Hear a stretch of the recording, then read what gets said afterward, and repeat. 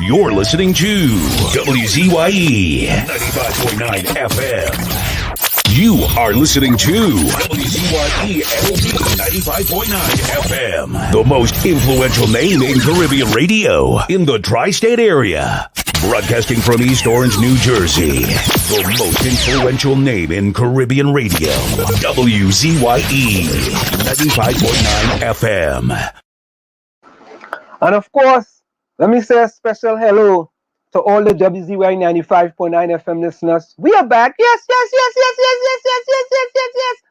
It's in the village of the dark triplets on WZYE 95.9 FM. And of course, folks, we come to you every Tuesday, Thursday, and Saturday from 7 to 9 p.m. That's Tuesday, Thursday, and Saturday from 7 to 9 p.m. And let me bring in Miss Diana.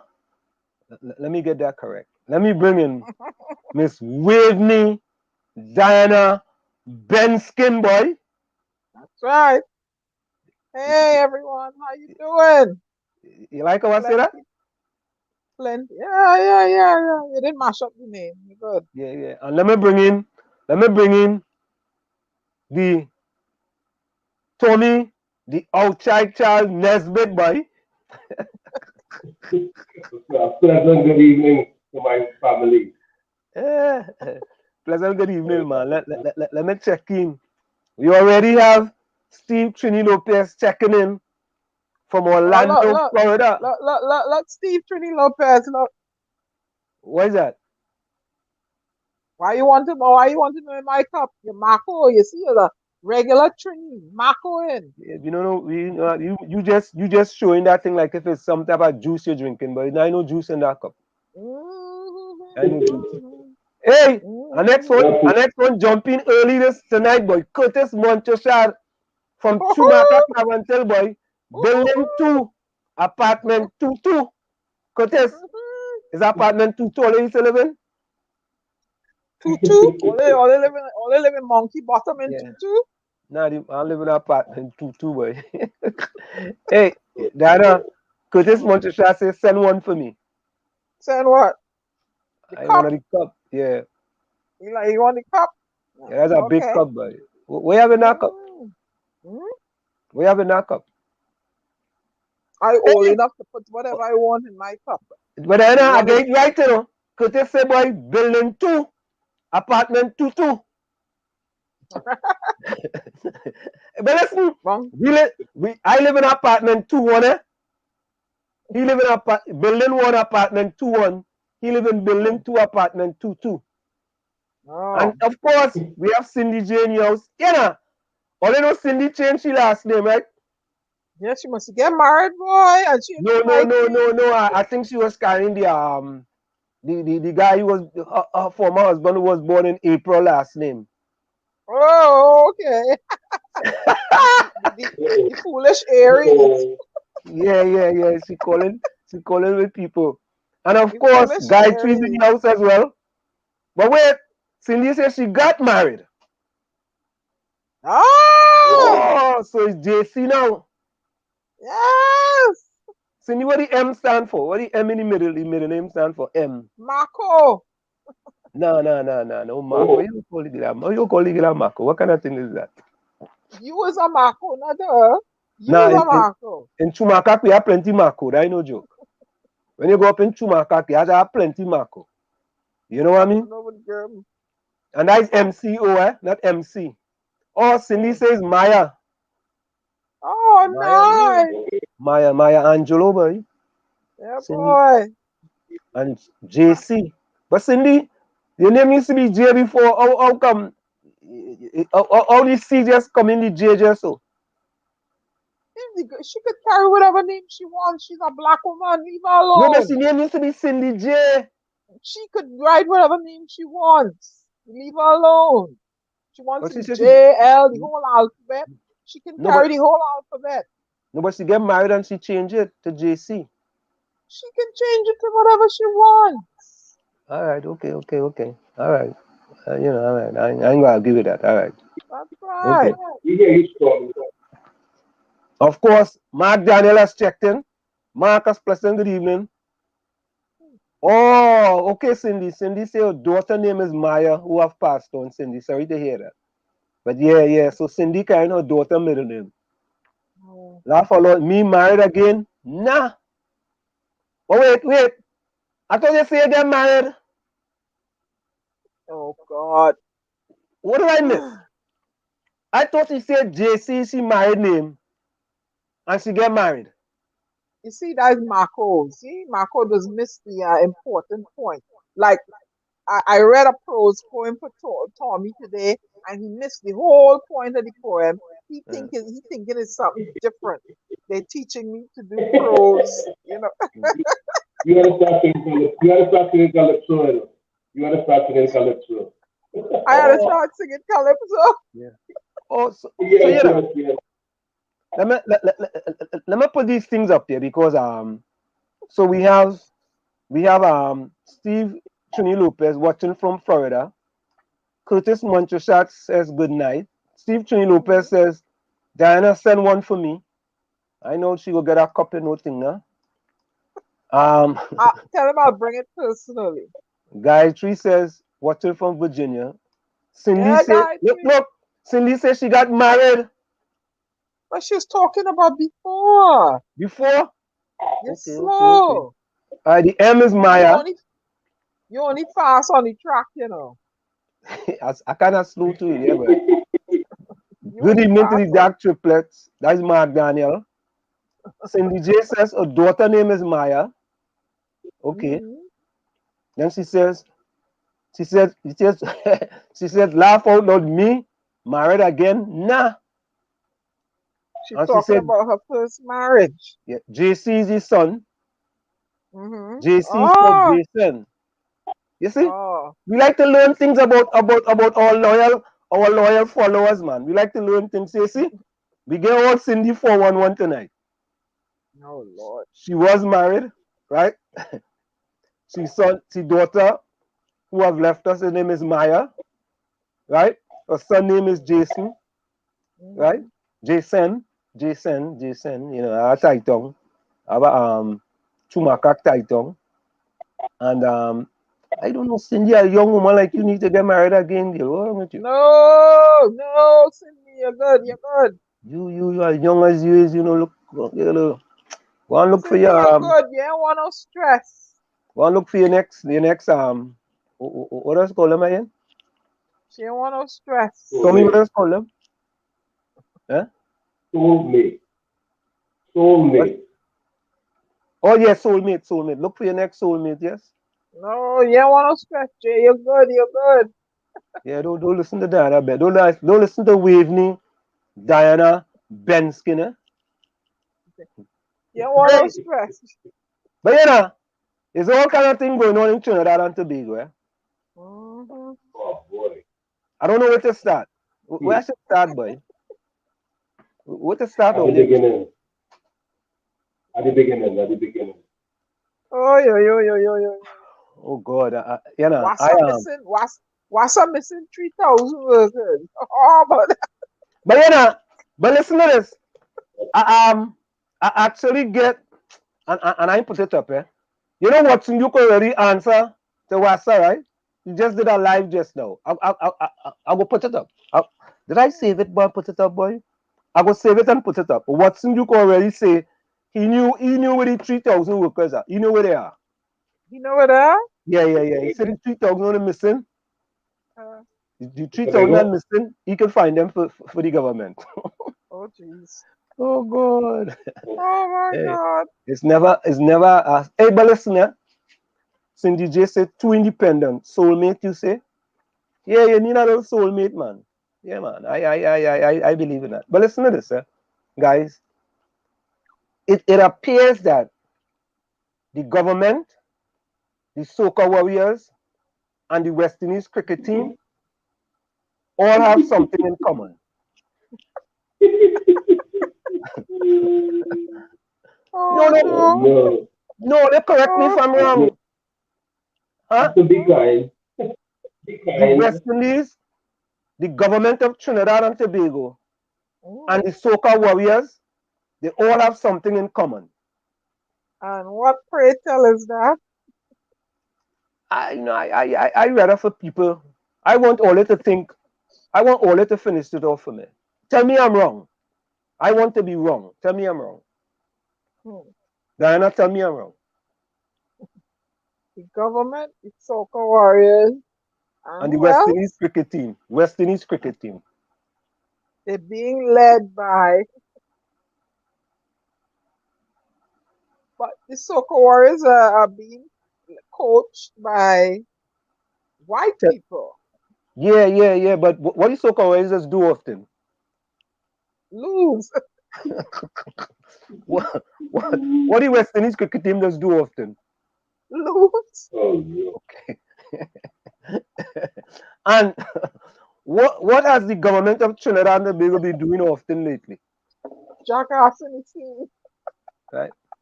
You know, I at a loss for words now with respect to what's going on in Trinidad and Tobago, and the vaccine rollout, the Sinopharm vaccine rollout.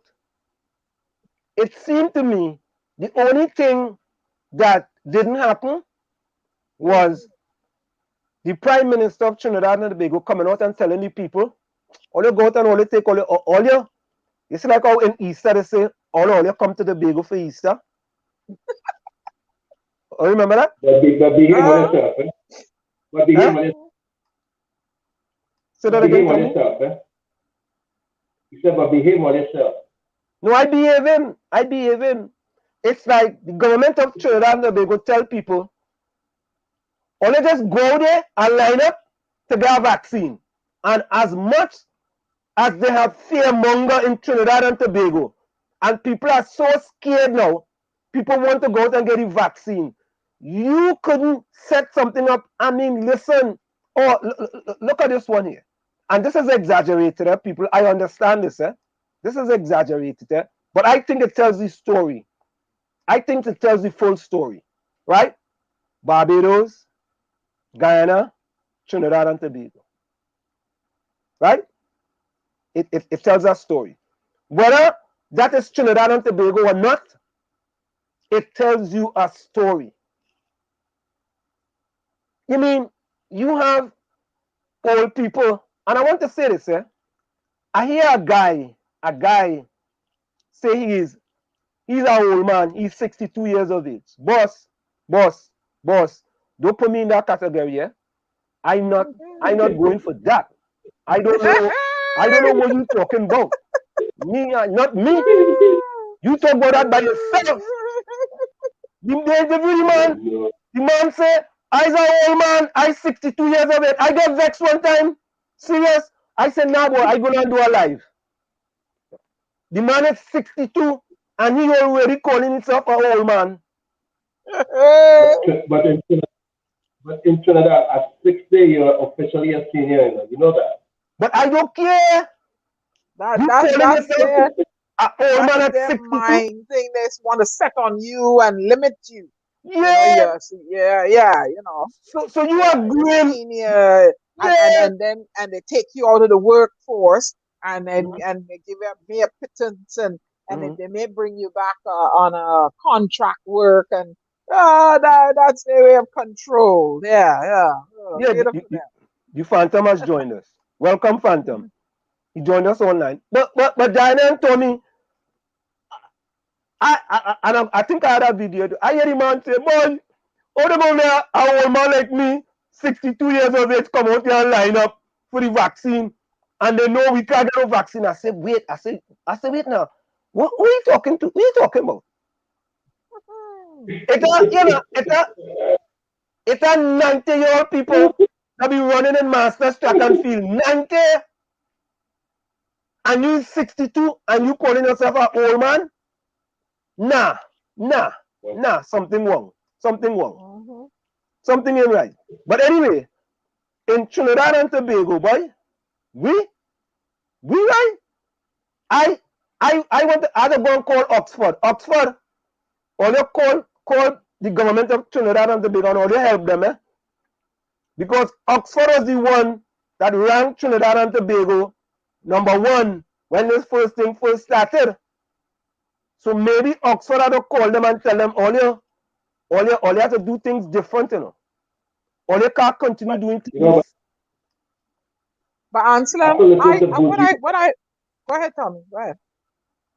after listening to Bougie Love, I've drawn a conclusion that something was seriously wrong with Oxford's analysis. It tells me that truly what was being said is true, that if you have no testing, you will have no problem, you will have no issues. And clearly we could see that the testing was down quite a bit, or should I say quite low. Therefore, the results would have reflected such that would give them a standing that Oxford rate them best, which was totally a false narrative. This is my opinion, my humble opinion. Now, but Tommy, I want to give them the benefit of that doubt. I want to give them that. I want to give them that, because whether Oxford was a little school child, whoever it was, whatever Oxford do, and however among the countries fell into that, Trinidad was ranked as one of the top countries. Whether Trinidad didn't test enough, whatever it is, give them that. We have to give them credit when credit is due. You want to take that. Take that, take it. But you know what? As much as I disagree with Trump was pushing that directive that the less the test, the lower the results would be. And who was testing in Trinidad? Did they have test kits at that point? I don't know. I don't think so. No, they was testing, man. They was testing in Trinidad, and the amount of tests was somewhat low. You know what I mean? Gary, welcome. Omar, welcome. Antonio Clement, welcome as well. You see, and I listened to my partner, Pastor Google, this morning, and I wonder if Pastor Google living in Trinidad, or if he just come down on a car airline from Japan or from Mars. I listened to him, and he, all you tell me, who gonna get the job now? What all them people suffering and all kind of thing, you want to ask people about a job? All them people who lining up and couldn't get a job, and all you want to talk about, you see, that's why I put them in the go along, get along gang. Right? They're afraid to talk, they can't say nothing. They're afraid this. In Tobago, like I hear it worse in Tobago. Worse. Is there a name as worseness? Diana? No. You sure about that? No. It's worseness in Tobago. More worse. Worseness. No, things so bad. It past worse. It's worseness. Diana, put that in a poem for me. Hey, look, we have Patricia Munilal. Patricia, welcome. We also have Keisha Lockton. Patricia, it appears that you are joining us for the first time. Can you let us know where you are joining us from? We always ask people who are joining us for the first time where you are joining us from. Yeah, it's the. Hey, let me listen to this one. Let me listen to this. Let me listen to this. Hold on. Let me get this video here. Oh no, I think I have it here, you know. Hold on. Oh, is that one there, boy? No, I ain't want that one there. Let me see if I get it. I think I have that video here, you know. Oh, I think I have it here. Here we go. Let me play this one. Let me play this. Hold on. Are lined up to receive their first dose of the Sinopharm vaccine.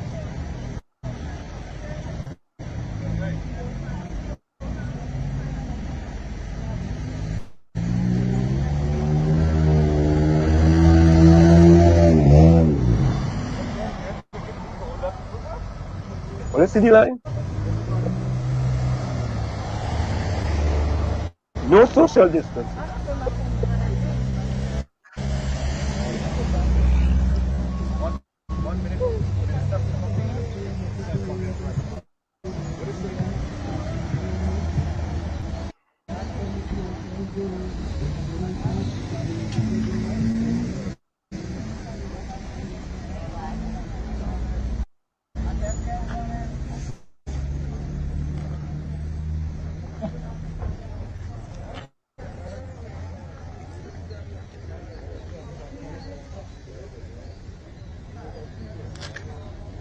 And these people 60 years and older, 60 and older. Look how they treat them. Look.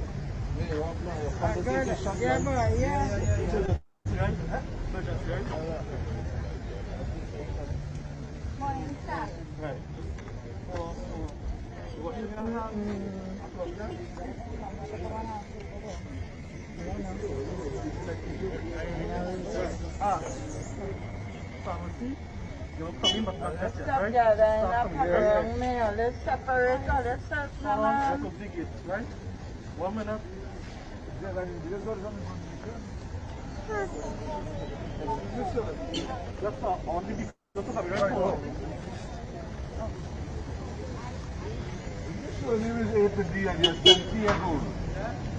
And you're 70 years old. What do you do? These numbers for today, when we are ready. The amount of people that facility can handle. So what you have to do? Come back tomorrow? Tomorrow or next week or the following week. But your surname is A to D. The deal. Wanna hear that? Hear the man tell him. Hear the man tell him. Come back tomorrow or next week. Of course. Or the following week. Or the following week. Patricia is from Queens, New York. Or the following week. We getting it right? We getting this right? I mean, listen, man. And when you listen to the go along, get along PNM gang, none of them talking to say that, boy, nah, something wrong. Something wrong. You know, something wrong, man. What it is, you tell 60-year-old people, 60 and older to come out, right? Yeah.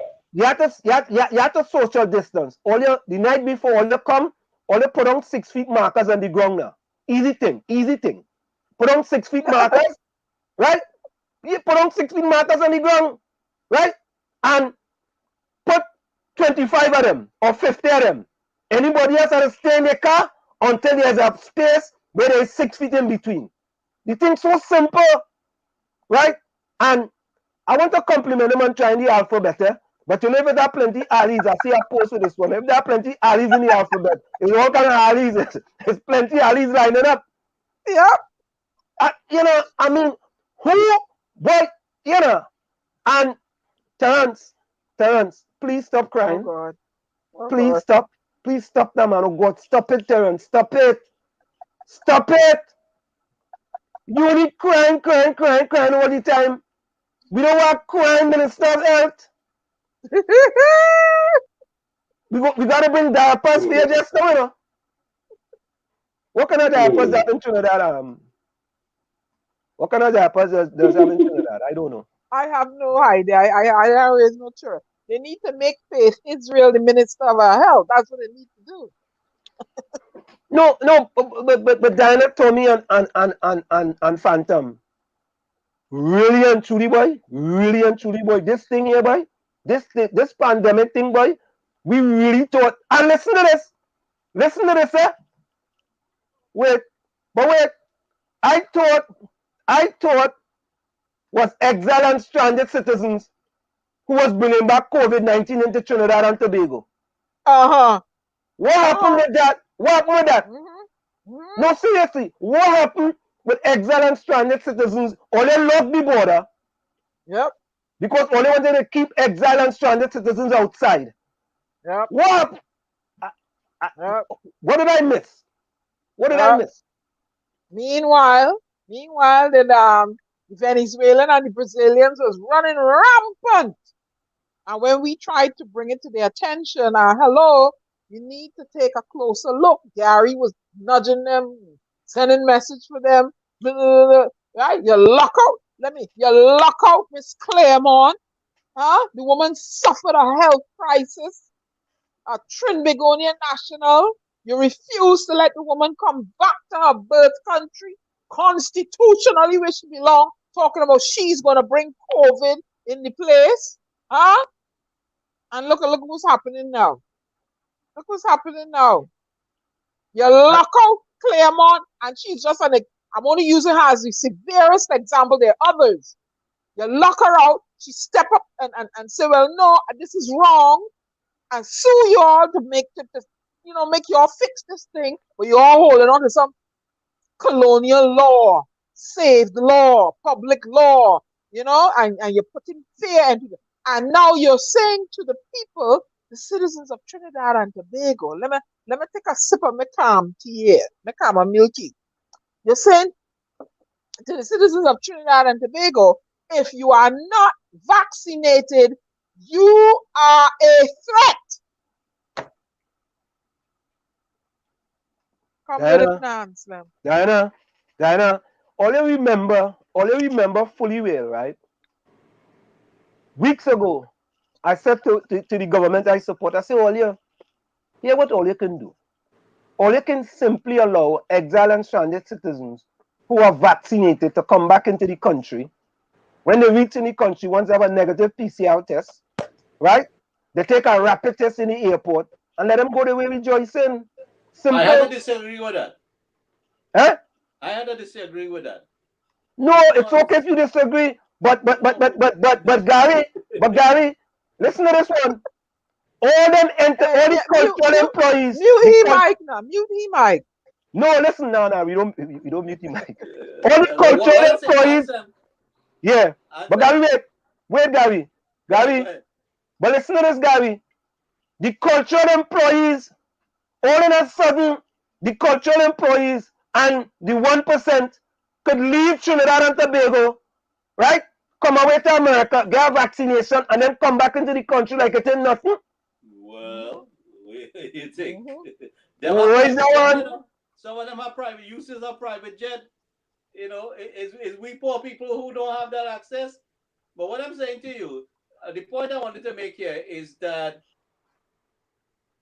we have citizens who reside in Trinidad and Tobago, who are outside here on short visit and limited funding, right? Vaccination or not, they have to bring them home and take care of business in their own soil. They are not the responsibility of the United States of America or any other country. And you cannot dump our people on any other government. It is your responsibility as the government of Trinidad and Tobago to step up and deploy the same Caribbean airlines that you say the taxpayers paying for, sitting on the ground there for a year. Mobilize it and go get my people wherever they are located, Dr. Rowley. Cut the crap. You bring them home, you set up sufficient quarantine spaces to sift out who infected and who not infected, and you sort it out there in your grounds, in your country. They belong to Trinidad and Tobago. They are your responsibility. Cut the crap, man. Tired of this nonsense. That's right. Yep. Gary, I don't disagree with you, but Gary, also, right? Yeah, cut the crap. But the government don't want to go down that road. And excuse me, it appears that thank you. It appears that it's going to be another 4 to 8 weeks before the borders open, right? You know what's going to January 2022. You know what's going to happen in that time? We might have the P3 variant, we might have the S4 variant, we might have the W variant, we might have the X variant, we might have all kind of variants in Trinidad and Tobago. All alphabet. Right? The whole alphabet. And you know what? They're going to use that as an excuse again. We have to stop allowing them to make excuses. So the same excuses they want to give to the 1% and the cultural employees, right?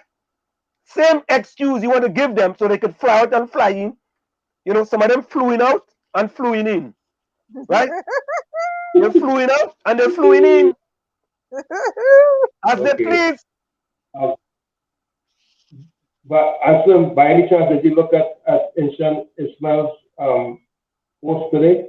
Yeah, I saw it. Just keep checking the back room. We're expecting that guest I told you about. Yeah, it's a kind of long one. So I tried to upload it, but something wrong with it. I couldn't upload it. No, I listened to the whole thing. But we couldn't upload it. Yeah, but Tommy, Diana, and Gary, this is what I don't understand. You see, we have media in Trinidad and Tobago, and all I talk about the go along, get along PNM gang, right? So it have plenty of them in that gang, and I've added a few of them to the gang. I listened to Rhoda Barrett the other day. She had 𝗪𝗑𝗬𝗘𝗧𝗦 on it. We invite 𝗪𝗑𝗬𝗘𝗧𝗦 here. He can't come here, right? But he going over there, boy. What? He going over there, and they know what's going to happen when they come here. Gary, boy, 𝗪𝗑𝗬𝗘𝗧𝗦 gone, boy. But 𝗪𝗑𝗬𝗘𝗧𝗦 speaking of going over Rhoda new Barrett, source with Rhoda Barrett, speaking right? of Rhoda Barrett Yeah. attacked me so viciously.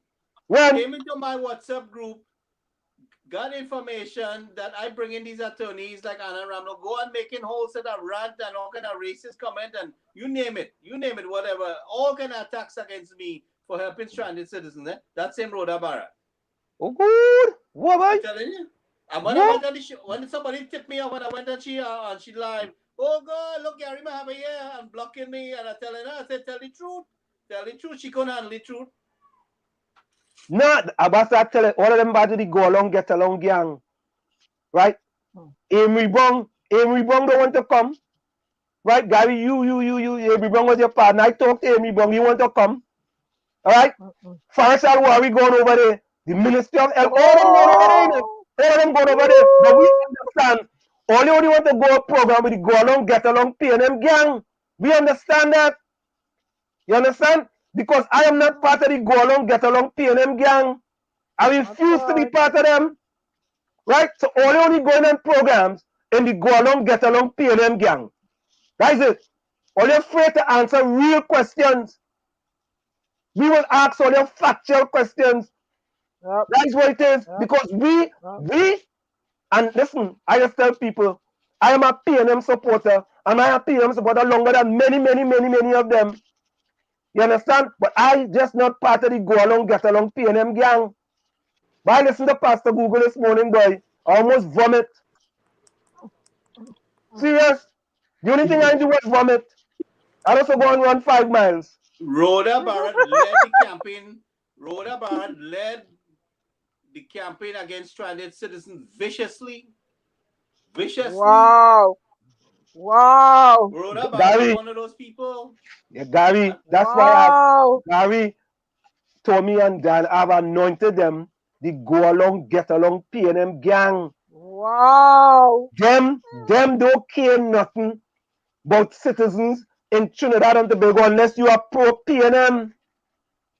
If you are not pro PNM, the go along, get along gang, boy, what's the 4Ds again? Diana, you want the 4D? Disown and No, they will dismiss, discredit, disown, destroy, and demonize you. demonize. Yep. Anytime you are PNM and you're not part of the PNM go along, get along gang, and you trying to fight for your community, or you trying to fight for something like exile and stranded citizen, the go along, get along PNM gang, right, will demonize you, boy, and they'll destroy you, discredit you, right, and they'll try to dismiss you, and they don't fight for nothing. And the sad part of it is all of them black. All of them, they're black, and they ain't fighting. Why would you fight no kind of empowerment? Stranded citizens? Ah. Because Diana, you have to come against exile and stranded citizens. Because if you are against them, you trying to bring down the government. Well, I don't support it. And let her come after me. I want you to come after me. I will deal with her. Now she might invite you to the program. She will invite you to the program. Rhoda Barrett led a poster campaign against me when she hear about I formed this, I mobilized. Because I try to help my people. I try to reason with the government. And then when it wasn't, I couldn't reason with them. I became more aggressive and upgraded as I needed to. And then I dump out everybody number there. This is your Prime Minister, that's your Attorney General, that's your Minister of National Security. Contact them. You understand? Those people run for me, boy. They run for me. I send in an SOS that we have a situation here where our people are being distressed with their decision, letting the government know what the situation is. I mean, our people couldn't somehow people couldn't even get that humanitarian grant up to now, reaching home. You know, it's a bunch of I'm going to hypocrisy. show you one thing. And look what we see I'm going to happening show in you the one country thing. now. All of those, Right? No regards for all our of those, people. No Wait, regards for Tommy, all of people those in lining up media 4 who, 5 o'clock in the morning to get a vaccine. Why Tommy, they could wait. split up this thing that wow. utilize some of these secondary schools, right? Put somebody nurses, somebody secondary school. That's how we just organize for election and have some vaccine polls, right? What was so difficult in that? Split up the job. We need to decentralize things, sending everybody into Port of Spain, sending everybody into San Fernando. I mean, come on. These people are sitting on their brains, bro. And there's more chaos and more chaos. Every time you turn on, there's more chaos. And Stuart Young and Farris had the audacity to come in Parliament and defend this nonsense. I mean, how much can we take? How much should we take as a people? There is no collaboration. There's no inclusiveness. This is an emergency situation. All of us have to put our differences together aside and come together. Put our differences aside and come together. Stop the politics. like the Republicans and the Democrats do Stop here. the campaigning. This is no time to be Yep. campaigning who better than who. You That's right. understand? We need a leader that could pull the country together and say, listen, we're in a situation here. Put the campaigning aside, man. The election finished. You know, let's make decision for the country and the interest of the people. But as you see, those guys are so selfish that they don't care. They have no regards for people, regardless Tommy wanted to of say who they something are and what they are. They have no regard. They are taking care of their own family and business. You've seen the contracts given. You see who benefiting. You see who bleeding the money. They're beating up our people trying to make a little living on the side of the road. You know, and how much do we take? At what point do we push back? Go ahead, Tom. Yeah. Tommy, say something. Yeah, but yeah, talking about the go along, get along. Yeah, I'm just trying to recollect my thoughts. But you see, all of those in media who support the abuse of power by the authorities, they're gonna come around to regret that, because it's only a matter of time before they will be in the position where they will get abused. Because once they allow it to happen to us and should I say the citizens, it's only a matter of time before it happens to them. So everything is for time, and we would live to see that. Believe you me, I know it's only a matter of time. We will live to see that all of those who support the abuse of power will be abused eventually. That's what I have to say. But you know, look, Takesha raised a good point. Takesha say, I wonder who they're going and blame now, because everything is blame Kamala.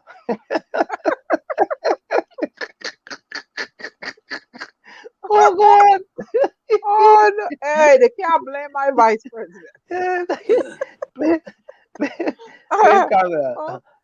Wake Oh, up, Tekla joining us for the first time. Tekla Peters, she says bad audio, not hearing.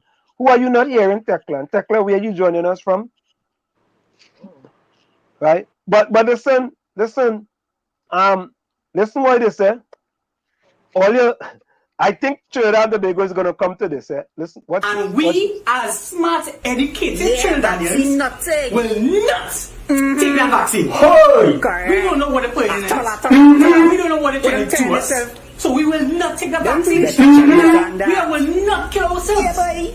We will not be sheep. Can I get a hoorah? Hoorah! In today's news, the Prime Minister, Dr. Keith Rowley, has announced that all citizens may participate in Carnival 2022. However, they must be fully vaccinated in order for such activities to occur. Next in line to get vaccinated, please.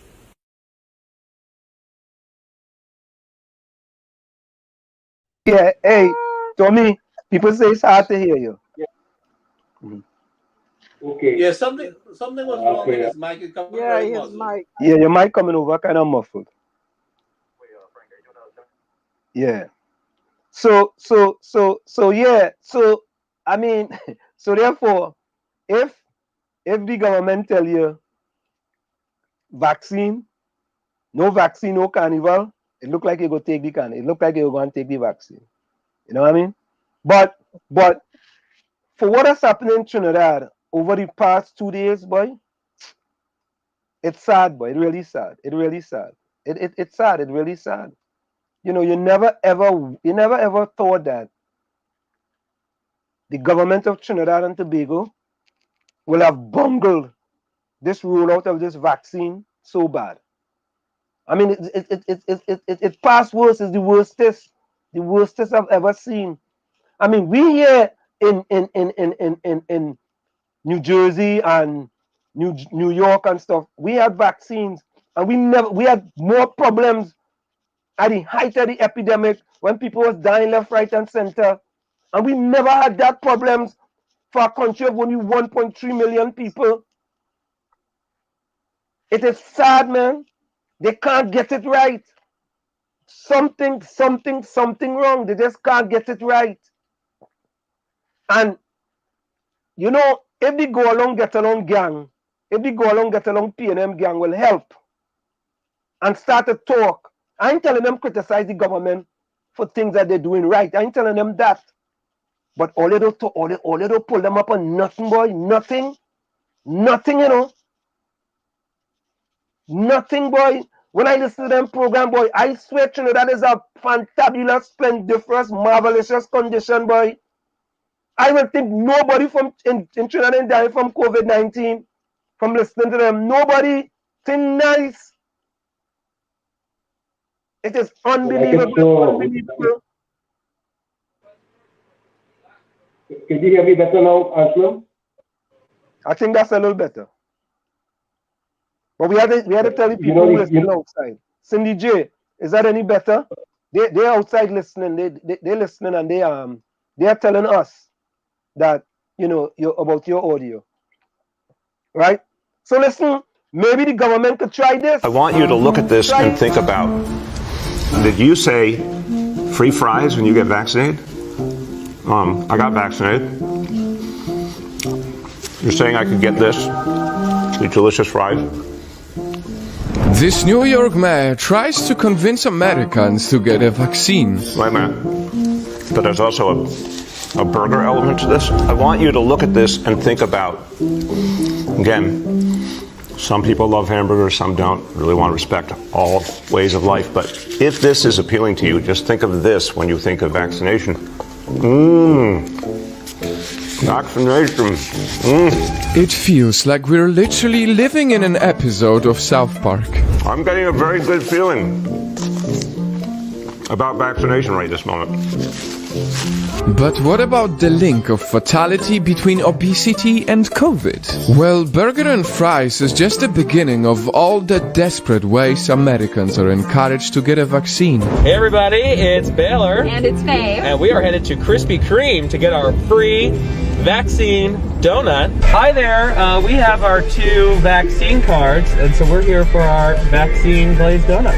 We got our Krispy Kreme donuts! And if the burgers or donut didn't convince you, perhaps you need a free dance show. Well, new tonight, vaccines at this club.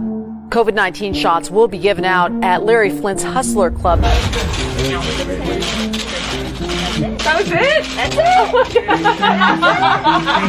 Halfway there. Still not convinced? We have finally found the one thing that makes us all more attractive: a vaccination.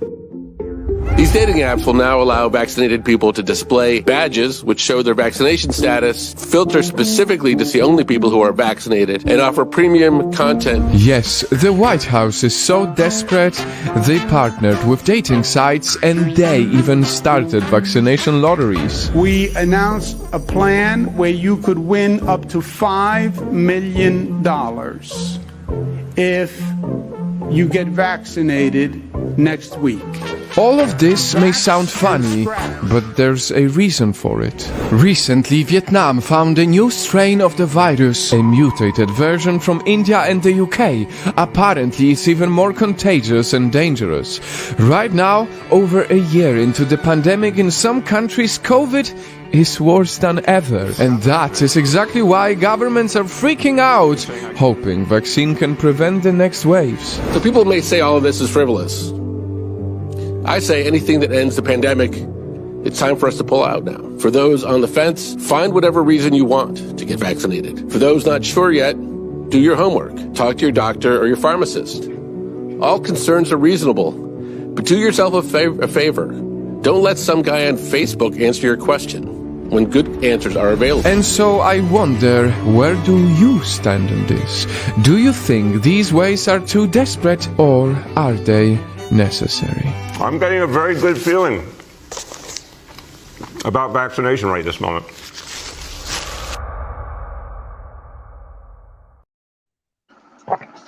So wherever you stand on vaccination, whether you are for or against it, you know, I mean, people have to make decisions. And in Trinidad and Tobago today, it's difficult, you know, but the government of Trinidad and Tobago have to actually get it together, because they have failed the people of Trinidad and Tobago miserably in this vaccine rollout. It's sad to say, but it's true. You know, and you want to see the government doing the right thing, but as much as the government is trying to do the right thing, it seems like every time something happens, boy, they're bungling the vaccine situation. Yeah. You know, we have that there yet? Who's that? The guest? No, not yet. Not yet. Gary, where's the guest? Don't worry. We go continue until the guest comes. Yeah, I messaged him. I know what happened. No, don't worry about it. We continue until the guest comes. Yeah. So Mark Daniel says, you all think that bad? Did anyone see the last sitting of the parliament with Madam Chairman? Yeah, we saw that. Oh Lord. As a matter of fact, we have that too, yes. Mm-hmm. And then Katisha says number 17. That's what they say I was in BVI Tortola for 8 months. And they only had 4 cases at the time, when they were saying Trinidad and Tobago were number 1. So it really had me thinking, you know. Yeah, but I mean, listen, and I want to say this, I think her name is 𝗪𝗏𝗬𝗪𝗏. 𝗪𝗏𝗬𝗪𝗏, I think is her name, right? She have indicated that Dr. Rowley is a genius. Dr. Rowley is a genius. So I'm serious about that. No, he is. He's a genius, boy. He's a genius, because when you could get so much people, and people could say, well, Ansem, you was one of those, because I hosted him twice at my house, and I did a lot of things for the PNM and all kind of thing too, right? I was part of the Go Along, Get Along gang too, until, you know, I saw, you know, a different light. But the reason why I call Dr. Rowley a genius is because, you see, once you join that Go Along, Get Along gang, anything Dr. Keith Christopher Rowley says, right, is taken to heart, right? There's nothing that he says that anybody from the Go Along, Get Along PNM gang will question, right? For example, we had talked way back when he said that 10% of people coming home on a plane, right, tested positive for COVID-19. We never ever got those statistics, right? We never got that. He also said that 50,000 people traveled to Tobago.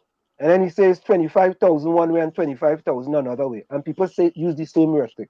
So all I tell people, you could support whichever party you want, you know, but you have to be a critical thinker as well.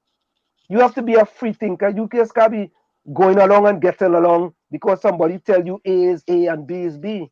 You know, you have to be able to think for yourself as well. Look, we have this pandemic here, right? And you have people 60 years and older outside lining up, right? The man says 62 and he's an old man, right? You know, you didn't think about ways to at least maybe you put a chair for them people, and then when they come, or put them in a facility where they can come and they can sit down. Not only that, but tell them only 100 people can come. You know, but unless people show you, because people are in fear. They're in fear of catching COVID-19. Because the Prime Minister tell them that they're a threat. if they're unvaccinated. If you, I mean, you can't, you shouldn't be using, you should have a calming demeanor. You can't, to use words like that and tell your populace that you're a threat if you're on. And these are older people, I mean, come on, and they're watching the deaths, and of course that's selling papers. The newspaper is using those statistics to heighten the sales in their newspapers, and they're locked down, they're under the SOE and all that. So it's painting a dismal picture, and people are getting frantic. So people not they want to do anything because they want to get back to work. They want to get back to their livelihood too. So they're in fear right now, and your leader is telling you that you're a threat if you're unvaccinated. I mean, you have to use different words. First, to begin with, I don't like the word lockdown. I've been saying it for the longest. Use a softer word as national pause. Stop with the lockdown thing now. You clink people's minds. Say a national pause or something. And people, I mean, come on, a state of emergency, lockdown. It's like, people frantic. Your words, your language, you're buffing people at the press conferences, and they have, and some of the other ministers with this haughtier than thou, attitude. I don't like that. You're on the conference, you can't ask the questions you want to ask. I'm on with Mr. 𝗪𝗪𝗀𝗃, and he literally wants to tell me what I should be asking. You're a dictatorship when you're doing that kind of stuff. Let me ask the questions I want to ask, as long as I'm not disrespectful to you. But you're controlling. You're a dictatorship. You're operating sort of a dictatorship here. Somebody take it. So as a recovering, go ahead, Tommy. as a recovering PNM, I was very hopeful, and I'm sure you were too. Tommy, he's a recovering PNM, boy. I like that one. Alcoholic or something. Yeah, What are you I was recovering very from? hopeful, but unfortunately, things turned out the way they did. Yeah. Okay, all right. Well, I will tell you. Well, listen to this. With respect to this vaccination thing, do we think that both legal and illegal residents in Trinidad and Tobago will be vaccinated? What do you guys think about that? Well, vaccine is vaccine. Everybody needs to be vaccinated. Okay. I think, I think Trinbagonians should be given preference. Yeah, they should put these illegals somewhere and sort them out differently. But Trinbagonian taxpayers should be receiving the vaccines first. That's just my opinion. Anson, It's just my. so after the break, you will join us. Okay. That's just Cool. my opinion. Because we can't go.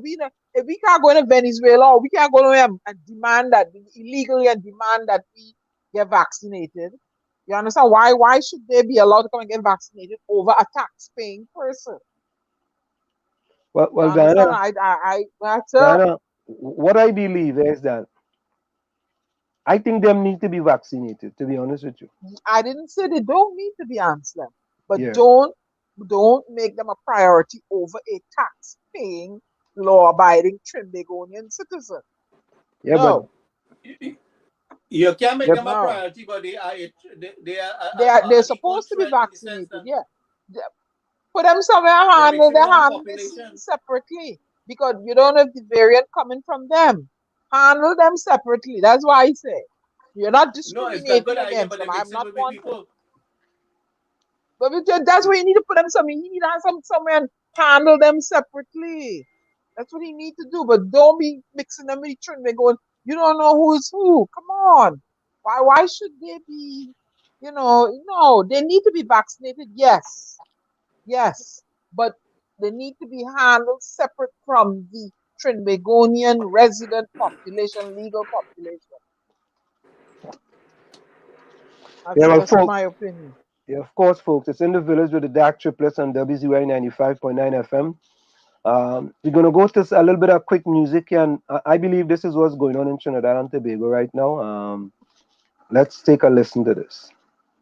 David Rudder, you come and tell them.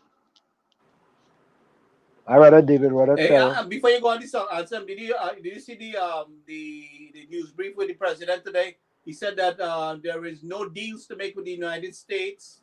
The Pfizer president was there. That United States will be reaching out to everyone. They don't have to make no deal with America like China, like they go by China and make any deal. United States will be distributing in a humanitarian effort to the Caribbean, to Africa, and all countries. The president has given a direct order for them to manufacture to assist all. So there is nobody has to negotiate anything. Yeah, heard that. Yeah. All right. Wonderful, wonderful. Hold on, let's get David Rudder in here.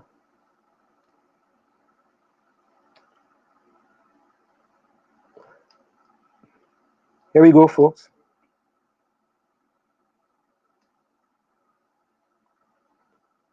Come on, David. Come on, David.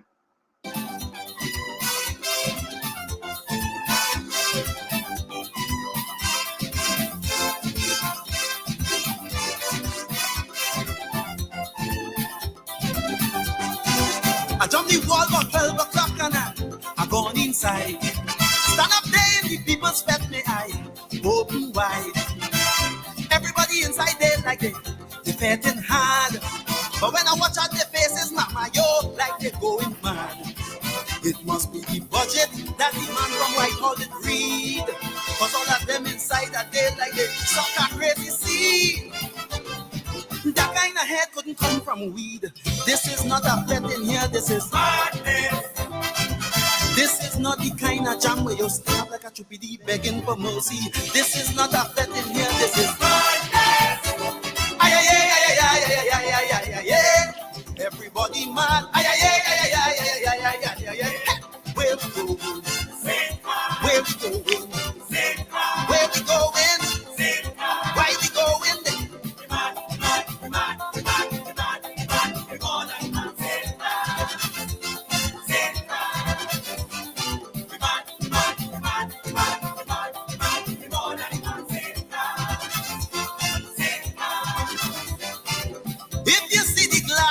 The one who does life with wrong. The same one who used to walk the road like she can't touch the ground. Since she lost, she takes it over. If you see the child getting on kind of wild and wassy like wassy going out of style. From hold on me head and ball, how she feeling shame. How she have about 12 to see and she went to holy name. Same time I excuse man pass and go with the day cause you are listening to WZYE 95.9 FM, Maplewood, New Jersey, broadcasting from Essex. You're listening to WZYE 95.9 FM. You're listening to WZYE 95.9 FM. You are listening to WZYE 95.9 FM, the most influential name in Caribbean radio in the tri-state area. Broadcasting from East Orange, New Jersey, the most influential name in Caribbean radio, WZYE 95.9 FM.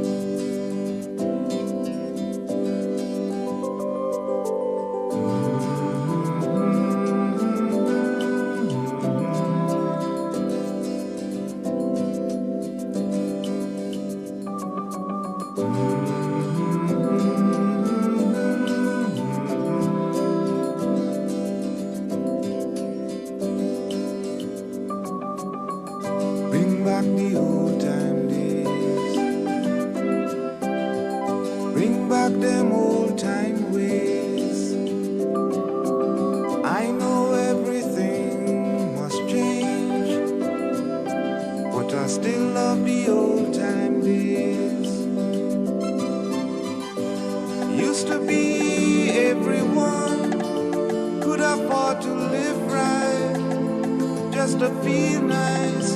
Didn't need no paradise. Now open your eyes, look around, smoke in the city, and what was pretty, crying out for sympathy. So bring back the old time days, bring back them old time ways. I know everything must change, but I still love the old time days.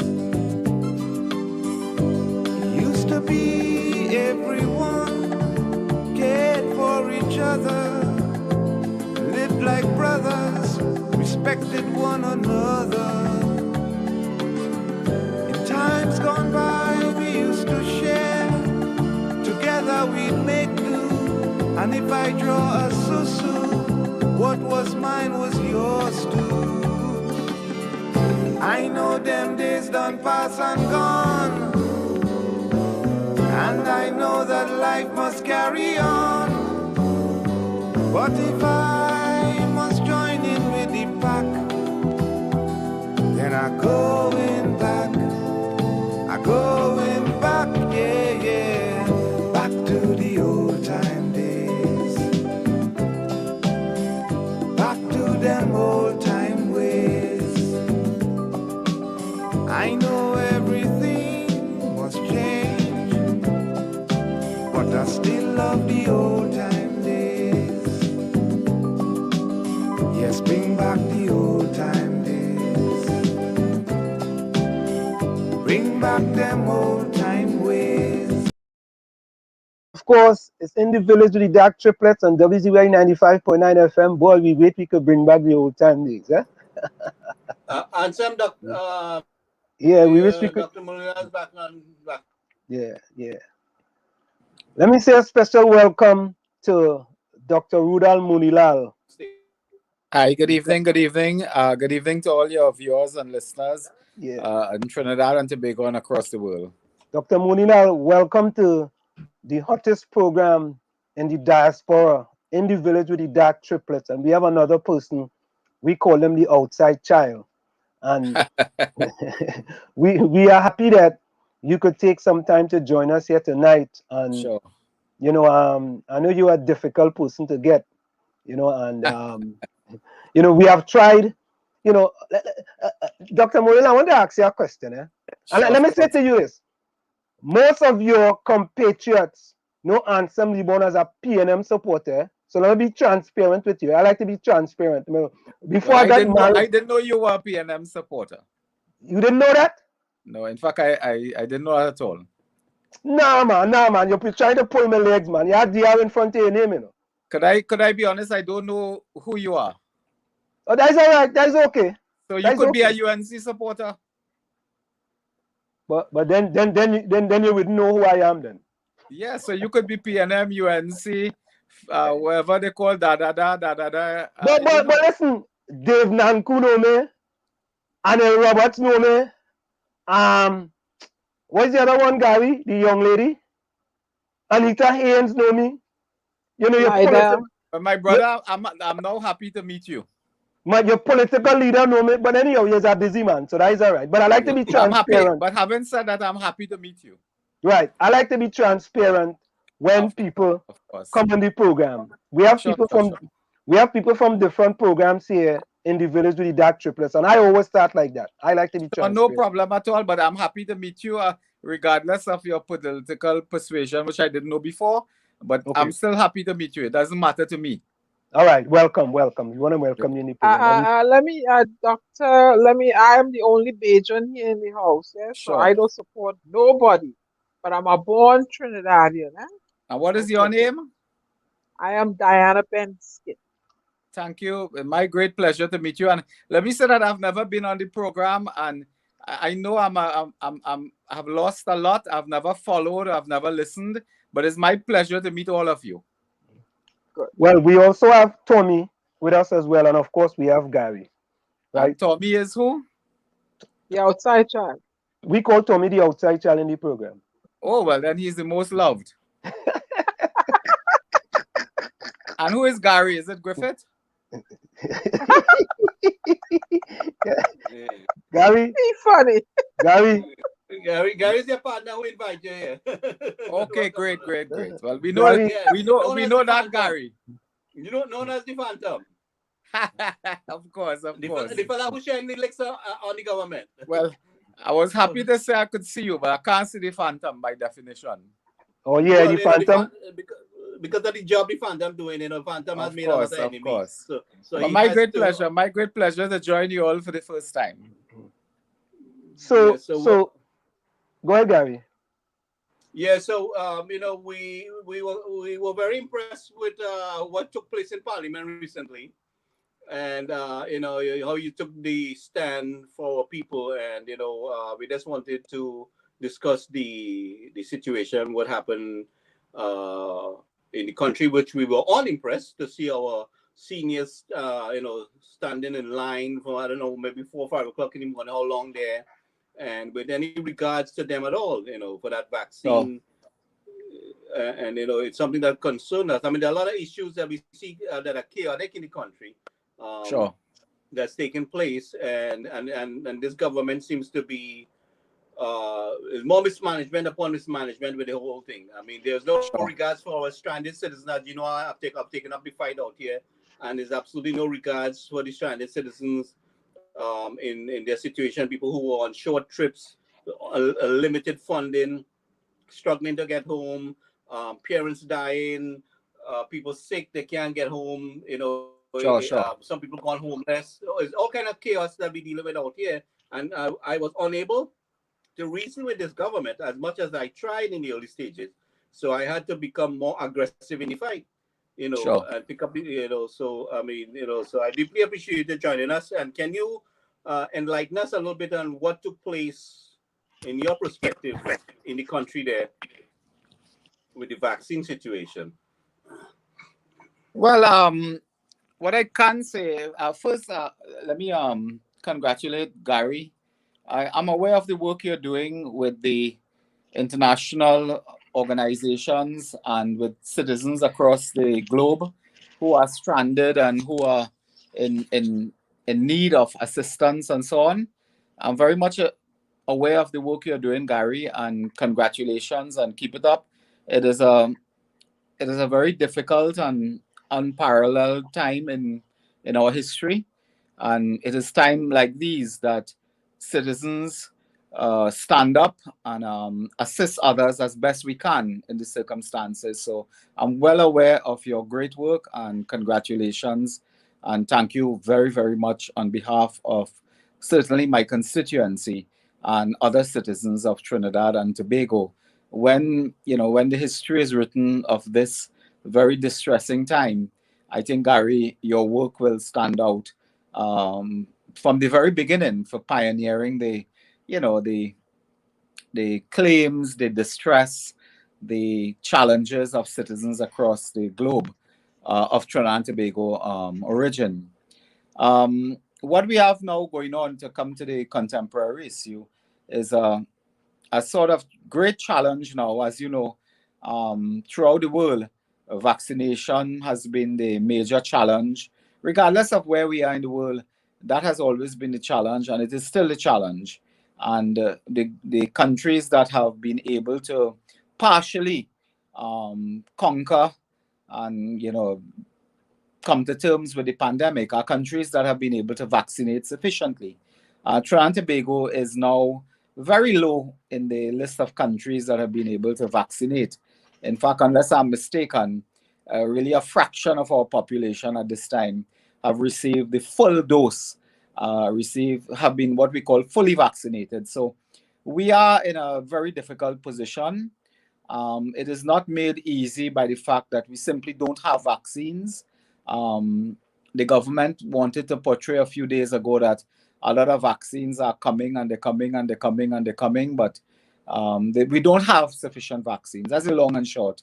And we have had 2 days of trauma in this country and great distress for people who have been led to believe that there are vaccines available.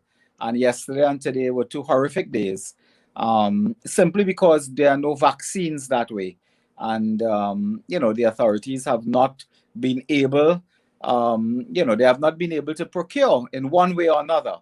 And we are living in very, very difficult times. Today, of course, we had a very difficult situation. 14 of our citizens perished in the last 24 hours due to the COVID. That is extremely high for a population of 1.3 million. And we have had, I think, over 250 cases, new cases today. So the rate of infection is very high for a small island, and therefore the fatality rate per day is also very, very high. While, citizens of this country, I believe generally, are extremely responsible and disciplined, and we all follow the health protocols and so on, without the relevant vaccination rate, as other Caribbean countries have been able to do. Without that rate increasing, we are going to be in a very difficult position. I am not generally a negative person, because I believe that as we go along, we will get the vaccines and so on, and we'll be able to. But we also have to create the environment. We have to create the administrative capacity to distribute vaccines, and that is hope is lacking now. It's terribly lacking. So that's the challenge we face today, folks. We don't have vaccines sufficiently, and the administration to administer the vaccine is also lacking. And that has led to further problems yesterday and today, where we pray that it will not lead to further infection and fatality. Dr. Munilal, this is Ansem here. I was very disappointed in what I saw when they rolled out the Sinopharm vaccine, and many people were lining up in long lines, not social distancing. And to me, it's like Easter revisited, when many people went to Tobago, and after they returned from Tobago, there was an increase, in positive cases of COVID-19 in Tobago. And I was very disappointed that they didn't put things in place. For example, simply, you could have, if a facility can only vaccinate 100 people, there is only 100 vaccination there. There is no sense that 200 people are showing up. Of course. Because if 200 people show up, 100 people are going to get turned away. To me, it was a very simple process. And, the government really, really and truly bungled the situation. And, you might be surprised to hear this from me, being that I'm a PNM supporter, but I am a free thinker and a critical thinker, and I thought the government should have done a much better job. And not only that, but it's senior citizens that it had out there, people 60 and older, they have to stand up. They didn't even have a chair for them. What the government does was totally unacceptable. Well, can I say that yesterday I made a suggestion, which I did not, it was not my suggestion alone. I was in touch with our former Minister of Health, Dr. 𝗧𝗥𝗚𝗣𝗏, who gave me an idea, really, and I articulated it in Parliament. And that what has happened here is that is not a difficult thing to do, in that the people who are over 60 and under 60, as the case may be, who suffer from what is called chronic illnesses, the comorbidities, whether it is blood pressure, heart, kidney problems, whatever it is, they are already enlisted, they are already registered at certain health centers. Because the health centers throughout the country, there are 105, already have a database of persons who suffer from those illnesses. So that what we could have done simply is to get the health centers to call those people who are already registered and say, look, you are here, you are registered as a patient for our clinic. Could you please come and take this vaccine? The vaccines are available for you. You cannot advertise to the public that you have a walk-in system and everyone come and first come, first serve. It doesn't work like that. Now, this country, we don't have vaccine hesitancy. What we have here is vaccine anxiety. Because of the death rate, because of the infection rate, we have had a situation where people are eager for vaccines. In fact, I have many people in my constituency, some perfectly healthy, who are eager to take the vaccine. So the problem here is not people don't want the vaccine. The problem here is everybody wants the vaccine. And they could have worked through the health system where people are already registered as suffering from heart disease, hypertension, kidney problems, and whatever chronic diseases we have. And you could have worked through the system and just call the people and say, look, we have X amount of vaccines. We are calling X amount of people. But what happened today was another travesty in that health centers had 50 vaccines and they said A to E, anybody name ending with A to E, come. And of course, you had another disaster today. And the problem here is that the people who are coming out, they may have chronic illnesses and comorbidities, and they are more susceptible to being infected than normal people. So that it was really a disaster upon a disaster. It was avoidable. All you had to do is say, listen, there's a database of people in this country who have chronic illnesses. I mean, I am an MP for 20 years. I know of a man, let's say 45 years old. He has heart problems. He has diabetes. He has blood pressure. He is on a list at the normal Debe Health Center. Just call him and tell him, please come and take your vaccine. You don't have to call him to line up. You don't have to say, what is your name? It starts with A or E or B or C. That is irrelevant. Just call the people who are on your database and ensure they are vaccinated. So I think yesterday and today, to use a term in tennis, which is, a tennism, is really, unenforced error. So it's kind of disappointing in that we here in the village of the dark triplets, Diana, Tommy, and Gary, we try to make suggestions to the government because we are in the United States of America. We are in the United States of America. A lot of things happen in the United States of America. And we have tried, being that I am a supporter of that government, I try to give them information to help them.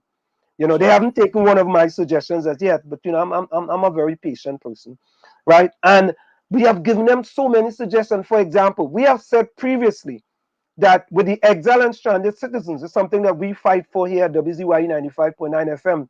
Why can the government allow exile and stranded citizens who are fully vaccinated have a negative PCR test, and when they land in Trinidad and Tobago, then they can take a rapid test? And if everything is negative, they can go to their house and quarantine.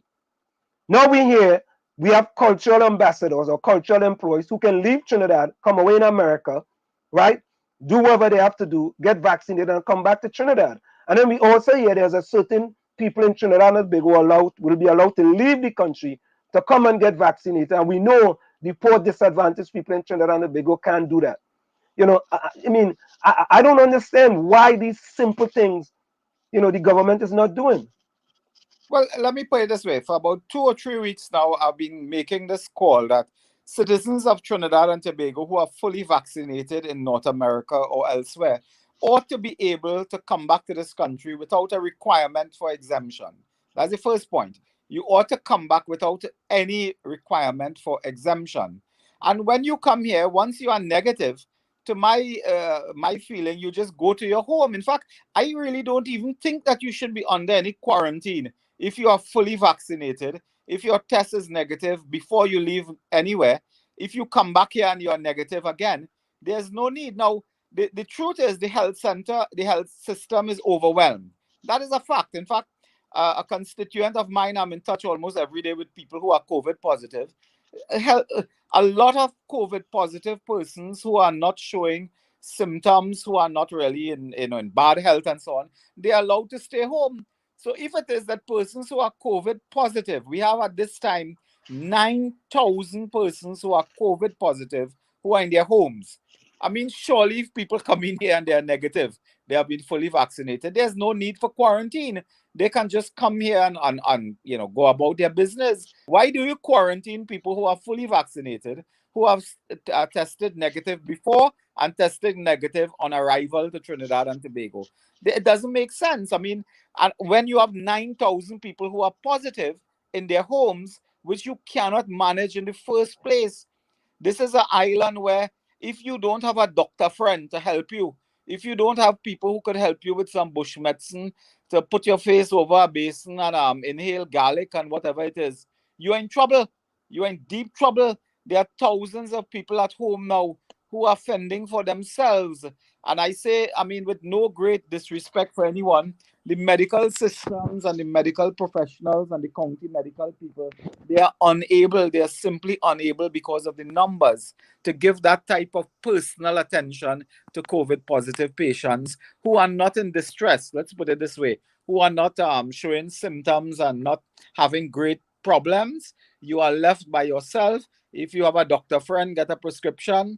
If you have family who understand all this thing about inhaling and exhaling and so on, organize a basin with hot water and they cure. I mean, I have colleagues of mine who are now negative, who have been positive, and they stay home with absolutely no help from the state medical professionals and so on.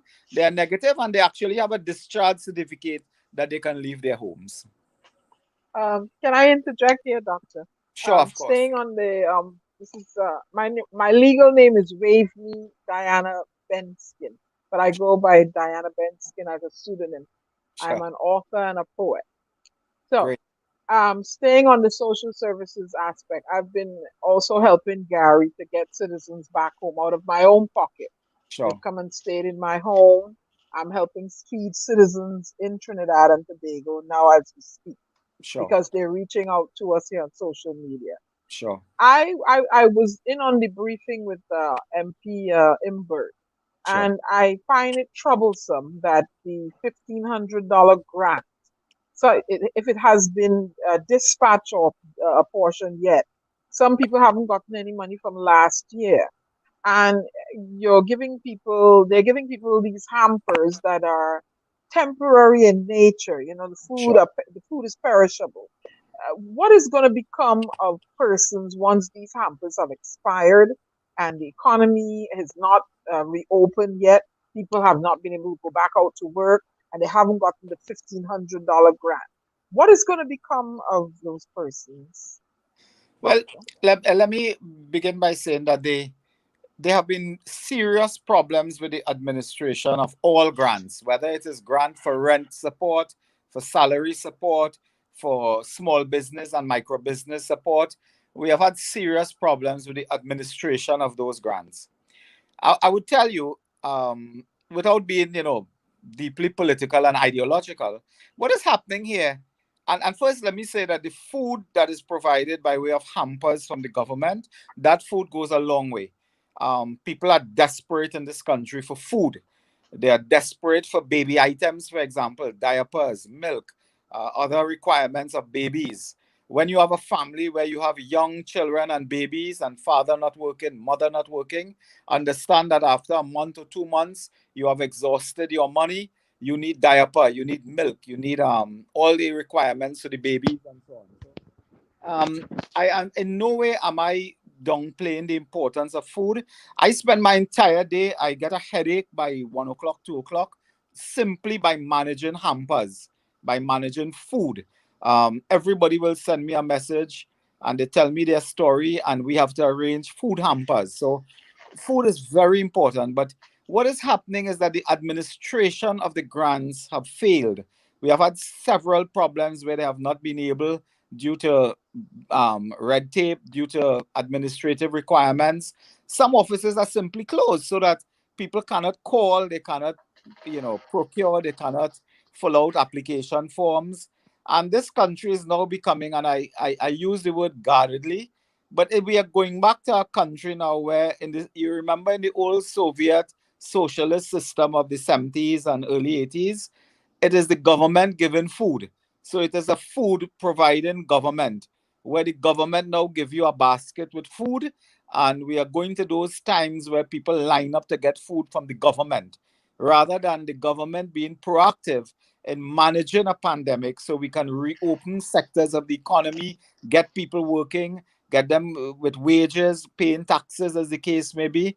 The strategy here is to open parts of the economy, vaccinate and open the economy. It is not to have an entire population dependent on receiving a bag with groceries from the government. And that is, reminiscent really of the 60s and the 70s in former Soviet countries and communist countries and so on. But having said that, we must not underestimate and we must not, devalue the importance of food. Not a day goes by where my constituents don't call me for food. And some of us, apart from what the government gives, the government cannot give enough. We have had support from business community where we organize small hampers, detergents, baby supplies. And since I'm on an international forum, I can make a call as well. Anybody out there want to assist the people, we can do it in Trinidad and Tobago through the groceries. You give a donation directly to the grocery, not to politicians, not to MPs, not to ministers. Give it to the supermarket. The supermarket organize the hampers, and we send the people to collect it directly. And when the people go to collect directly, they actually go through a system, very short, but we register who is collecting. We have a picture of their ID card and so on. So everybody can check with the supermarket to know where their money went, how much people benefited, and so on. So I appeal to people to give if you can, for persons to get hampers. But there's a very huge demand right now for baby products and baby items and things like detergents and so on. Dr. Monilal, how many UNC MPs have donated any of their monthly salaries towards this problems that we have in Trinidad and Tobago, whether it's their constituency or whether any other parts of Trinidad and Tobago? I believe all. Okay. I've donated monthly salaries. I'm not. A donation, you see, people believe that a donation means that we go to First Citizens Bank and say, could you take 5% of my salary and give it to a supermarket? It doesn't work like that, my brother. My brother, not a day pass by in which we don't dip into our pocket and buy something and pay for something and give something. We are always permanently giving. In fact, some of us, we were reprimanded from going in our office with money, because if we take $10 in the office, everything gone. So many of us, if not all, I can tell you, we have had to dip in our pockets to pay for a lot of things. And we have another struggle here, which is related. I mean, whether you like it or not, in my constituency and others, we have a lot of illegal immigrants. But the illegal immigrants are also human beings. They are not aliens. They are not from Mars and Jupiter. They are human beings. And we have to dip in our pockets to assist them with hampers, because the government is not providing hampers or any support for persons who are deemed to be quote unquote illegal. But in a pandemic, there's a fundamental principle. No one is safe until everyone is safe. I repeat that. No one is safe until everyone is safe. So that we cannot deal with legal and illegal in a pandemic, because the illegal people could have a virus and give the legal people. They are hungry too. So some of us actually dip in our pockets to help people who the government, through their policy and their process, cannot help. Well, that is something I know of. I mean, way before the pandemic, I mean, there a lot of the MPs and the councillors have always been giving out of their own pockets, fixing streets and collecting material from businesses. The government has starved these corporations for funding, and there's a history of taking no. Sure, I mean, that's how it is in the real world. That's how it is. Well, Dr. Munira, let me ask this question. Sure. What would the UNC have done differently if the UNC was in power and they had to handle this pandemic? What would they have done differently? Well, let me tell you something. I mean, take it for what it's worth. The kind of people we have in the UNC, the type of competence, the type of people with the political and diplomatic clout and so on. We had already last year, October, discussed this matter. We discussed it again in December. We would have had this population by the end of March. We would have had 60% of this population semi-vaccinated. And by the end of May, we would have had 70% fully vaccinated. This is a small little country. In fact, this country doesn't have enough people to constitute a village in India. A village in India has 5 million people. This country has 1.3 million people. All we had to do was leverage our political and diplomatic power, which this country has. This country has enormous political and diplomatic leverage. We could have leveraged that to get vaccines very early from India, before India entered into their calamity. We could have leveraged ourselves to get the vaccines. We could have purchased vaccines from Pfizer, for example, where the CEO said that he was asking third world countries to buy vaccine and nobody want to buy vaccine. We ought not to have put all our eggs in one basket, meaning the COVAX system and so on. You cannot do that for a small island. And let me tell you something, vaccines was never going to be a problem if the UNC was in power. I mean, we would have shared out vaccine here like hampers. We would have created a situation where if you pass in a car, we shoot you in your arm and you get a vaccine.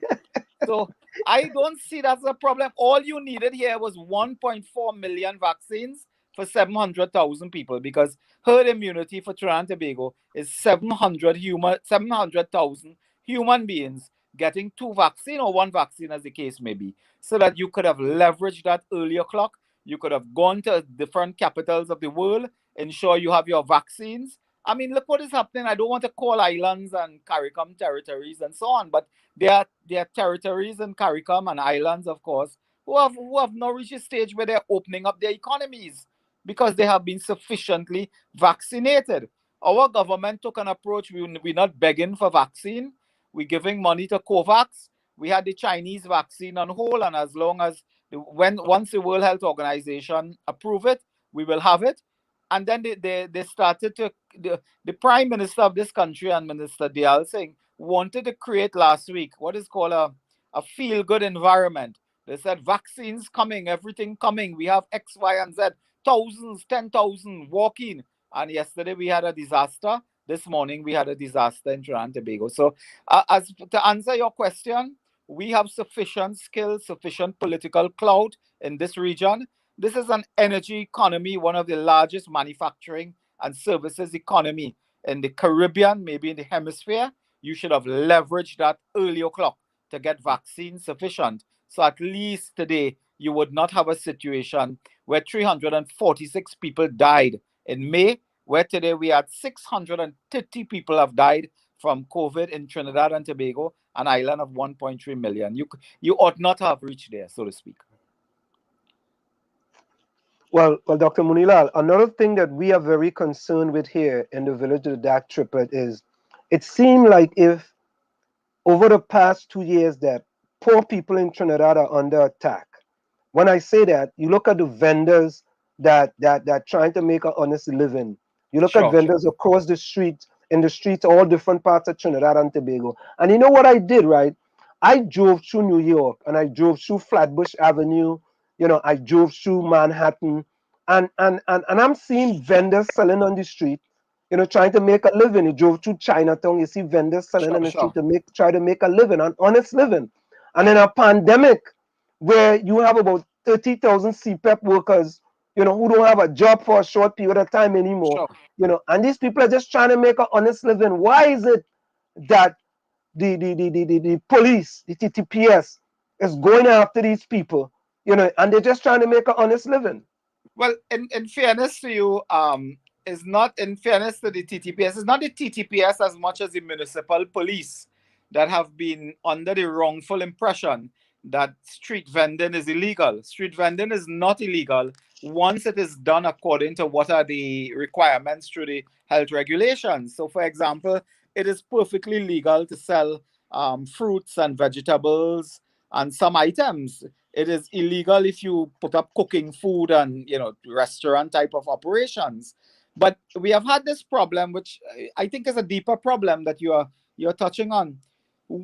What really created this spread? I do not think it's the bars, it's the restaurants, it's the doublesman. I don't think so, because the doublesman closed down for several months.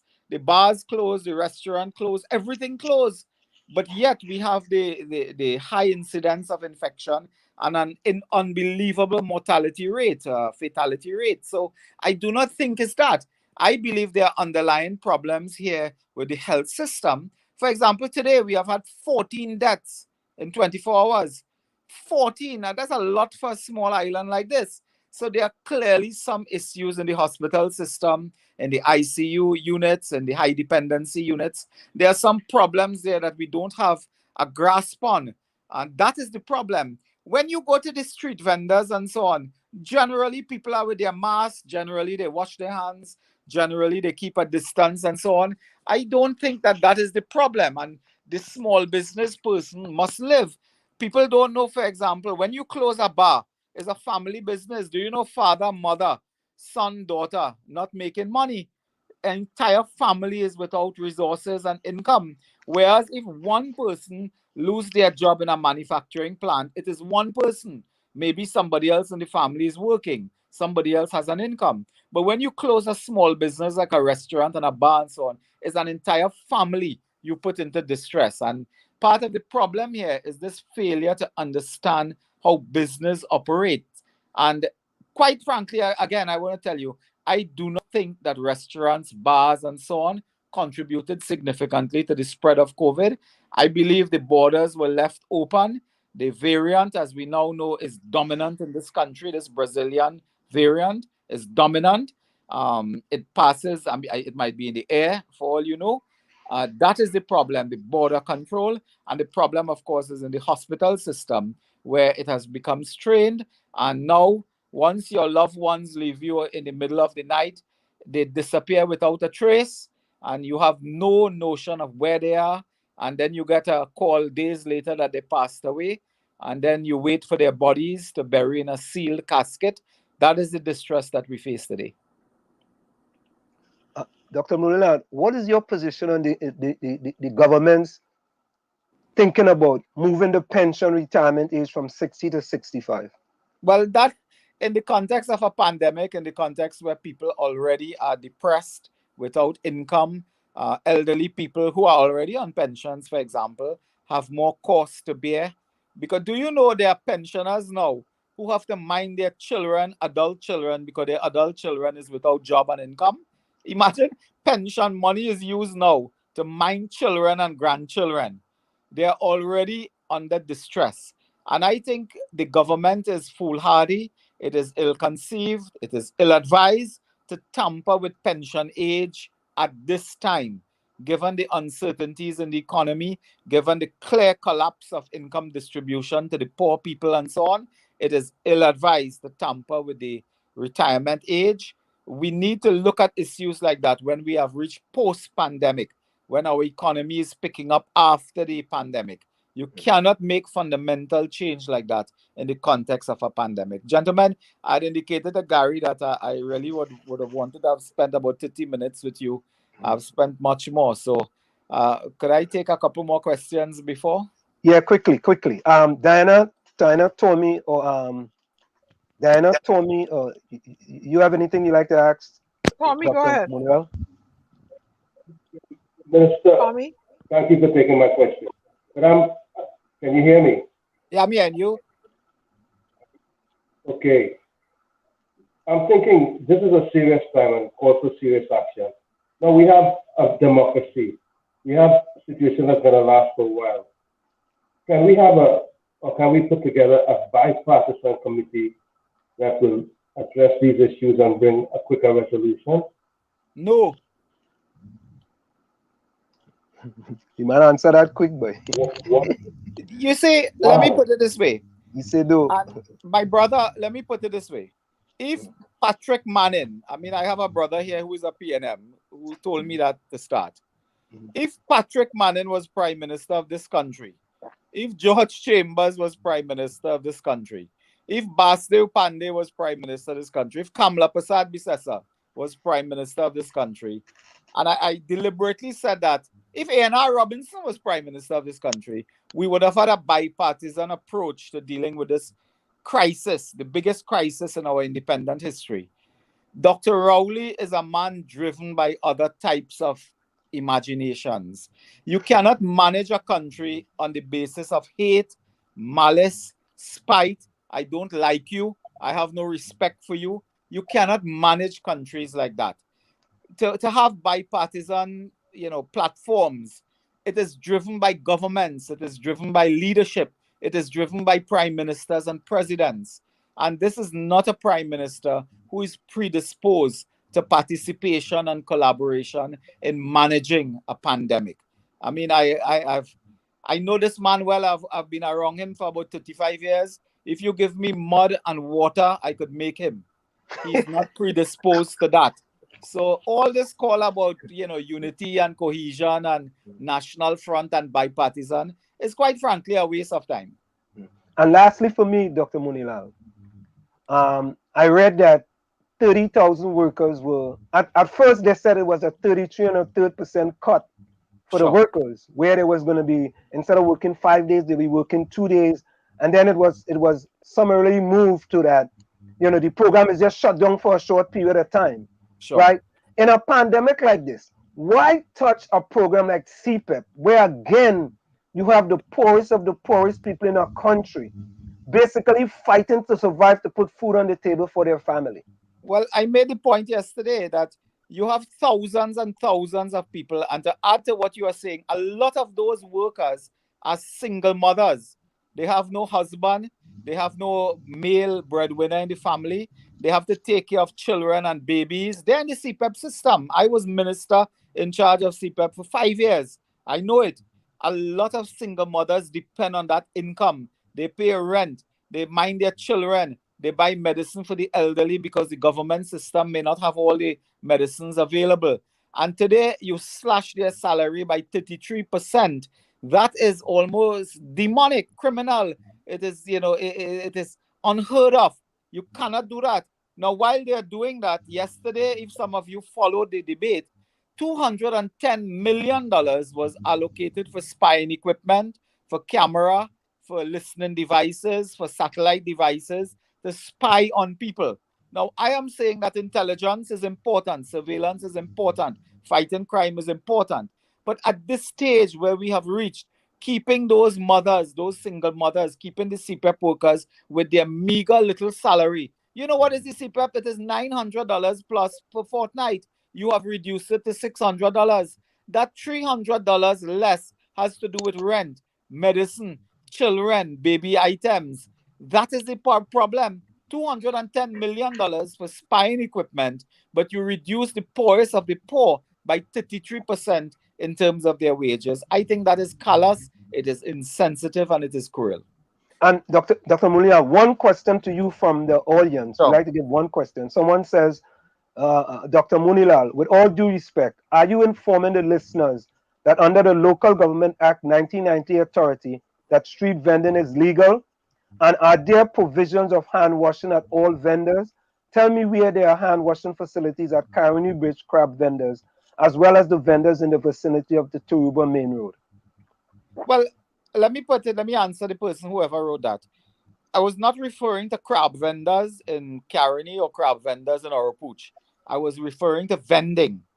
If anybody from Trinidad and knows where Massey is in Gulfview, go tomorrow morning, you'll see a set of people selling mango, selling bhajis, selling carrots, selling all kind of thing, selling everything there.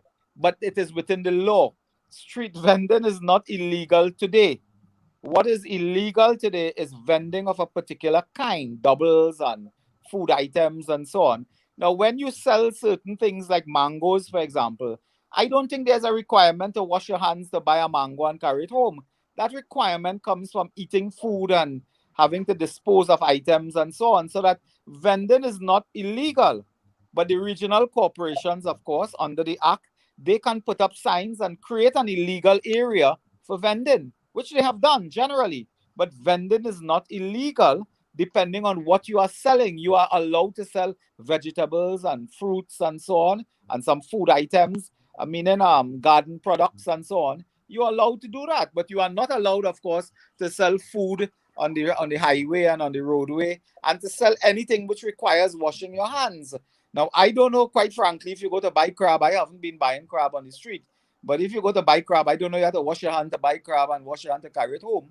But having said that, I am not an expert on vending. And if the police and the municipal police intervene and there's a no vending zone, that is according to the law, and we must all follow the law. We must follow the rule of law until we change the law. So that my issue was never crab vending or so on. Vend where it is permitted Do not vend where it is not permitted. There was a crisis earlier in the week. I understand the regional corporation worked with the vendors. They were permitted to conduct their activities and so on because they were not selling things that were illegal at this time due to the health regulations. In fact, the Commissioner of Police, Gary Griffith, made a statement on that. So that is my take on that. So Guys, I have one more question for you, sir. One more question. Sure, there was sure. a media briefing regarding anti-terrorism stuff recently. What do you think prompted that? To be honest with you, I can't remember a media briefing with anti-terrorism. When was this and who did it? Something with Anselm, help me here. What was that? What's his name? When was Minister it and what Hines? was it about? You posted it in the group, Anselm. I don't have my other phone. When was something? To my knowledge, we haven't had a media briefing by government ministers dealing with anti-terrorism. Yeah, there was something. It may have come up in the context of the recent what is called a supplementation and variation motion that was debated yesterday, where more or less $1 billion was transferred to the Ministry of National Security. And Minister Hines made a case that part of that was to deal with spying equipment and, a lot of what's called surveillance that may have involved and may involve anti-terrorism strategies and so on. So that's my only knowledge of that.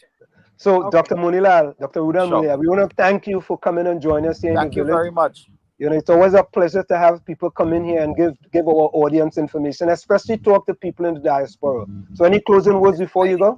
Well, first, let me say it's my first opportunity to be on your program. I've been asked before and I, for one reason or another, couldn't make it, but it has been a great pleasure. I want to say good night to my sister in New York, Patsy, who is a big fan of this program, who actually reminded me earlier that I had to get on the program. My family in New York and family in Canada who follow the program.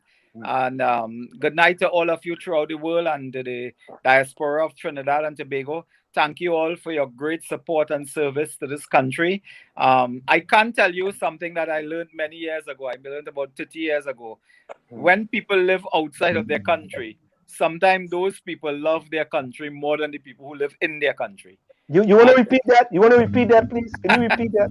I discovered years ago, I lived in Europe for 6 years, and I lived in a university community where there was a lot of people from the diaspora, particularly from Africa and from Southwest Asia and so on. And I've discovered that people who live outside of their country, sometimes they love their country more than the people who live in their country. Love it.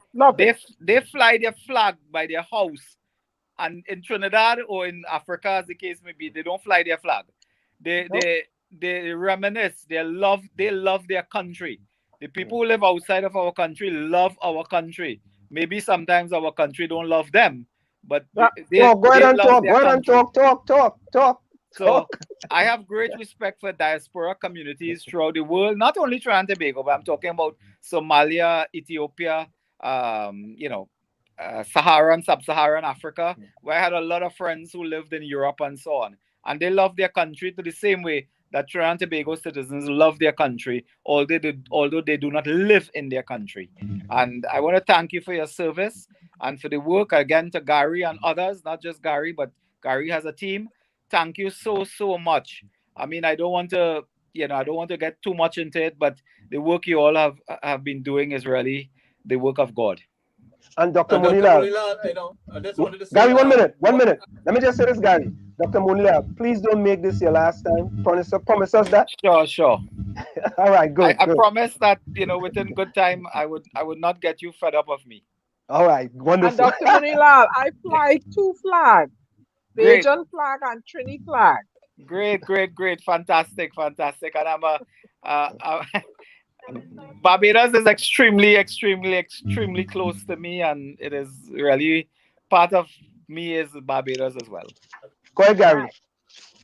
Yes, what I was looking for in the government, I didn't see the inclusiveness, and maybe you could come back and discuss this when you have some time. The inclusiveness in the planning strategy in addressing this pandemic.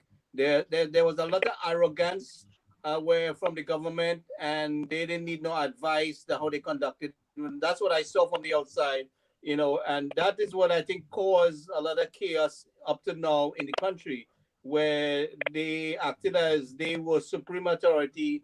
The opposition had no say in the decisions, or no stakeholders had any say in the decision. That team between Stuart Young, Dr. Raleigh, and the 𝗪𝗪𝗬𝗘 has proven itself to be so incompetent time and time again with the management of this whole pandemic situation.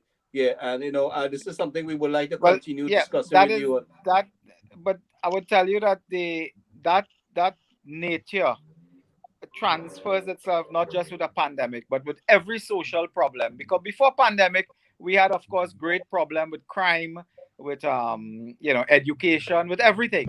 But there is no predisposition today for inclusiveness, for participation, for collaboration. It is a government that believes they have the answer. They have gone to the electorate. The electorate voted for them, and until you can change that, don't bother them. In fact, yesterday I made a critical point. If some of you would have seen it, I said that the opposition leader came to Parliament to discuss COVID. The government came to discuss the opposition. Right. Yeah. We heard that. And also we saw the speaker making the matter you raised as none. Of course, which was a critical matter. I mean, the World Health Organization has said that you can't give the Sinopharm vaccine to persons 60 years and over, but you have to have a system in place to monitor that because of their trial data and so on. Of course, they deemed that was out of order. I raised the issue yesterday. I said that ABC program you're putting in place will not work. That question was out of order. So this morning we had disorder. Dr. Munilat, I want to say thank you so very kindly for joining us. Thank you all very much. And we appreciate you joining in the village. God bless you. God bless your families, and please keep safe. Thank you so very much. We would deeply really like to have you back again. Thanks very much. Thank you very much, and God bless. Thank you. Bye-bye. So, folks, there you have it. We want to thank Dr. Munilat for joining us. Of course, all our discussions,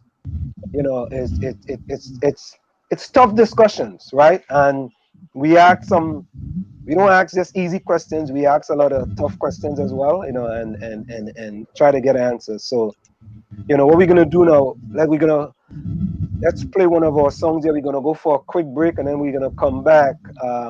Let's go to Natasha Wilson here. How about that one, Diana? No, dear. Okay. Which one? Yeah. Which one?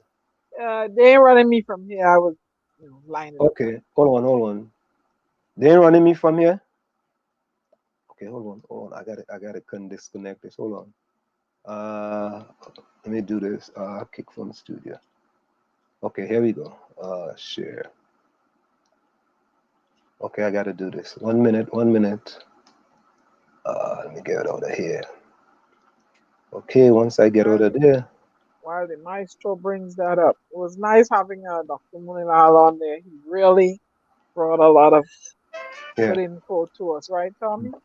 And what would you like to do? We actually like to see if we can get 𝗧𝗪𝗘𝗧𝗦. I think I extended an invitation again to him, and Diana reinforced it. Yeah, well, Gary, I'll also send an invitation to 𝗪𝗪𝗘𝗧𝗦. I think we're gonna name the program in the village with new source. That's what I buy a program. So if I will be on it. Yeah? No, we're gonna be on it. In the village with new source, right? If we name it in the village with new source, in the village with dragon new source, right? I think we might have a better opportunity. All right, let's go here. This is short shirt. Let's go. Hold on here. 95.9 FM, Maplewood, New Jersey, broadcasting from Essex County. You're listening to WZYE 95.9 FM. This program is brought to you by 𝗪𝗪𝗘𝗧𝗦 Incorporated. They provide tax preparation, IRS resolution, accounting. You're listening to WZYE 95.9 FM. You are listening to WZYE 95.9 FM, the most influential name in Caribbean radio in the tri-state area. Broadcasting from East Orange, New Jersey. The most influential name in Caribbean radio. WZYE 95.9 FM. Presented now Weekly News with 𝗪𝗪𝗬𝗘𝗧𝗦. Hello everybody, I am 𝗪𝗪𝗬𝗘𝗧𝗦. Welcome to NA News. This is the final newscast for season 1. Thank you for your support. And I say cheers to all of you. Ay, ay, ay. In the news this evening, a small plane crashed in the jungles of Brazil. A female passenger jumped out of the plane, stripped naked and lie down on the ground. The pilot asked her what she was doing. She said she heard when a plane crashed. The first thing they just look for is the black box. A man from San Fernando won the lotto jackpot for $10 million. He was asked what he was going to do with all that money and his friends and family. He said he was going to do some serious social distancing.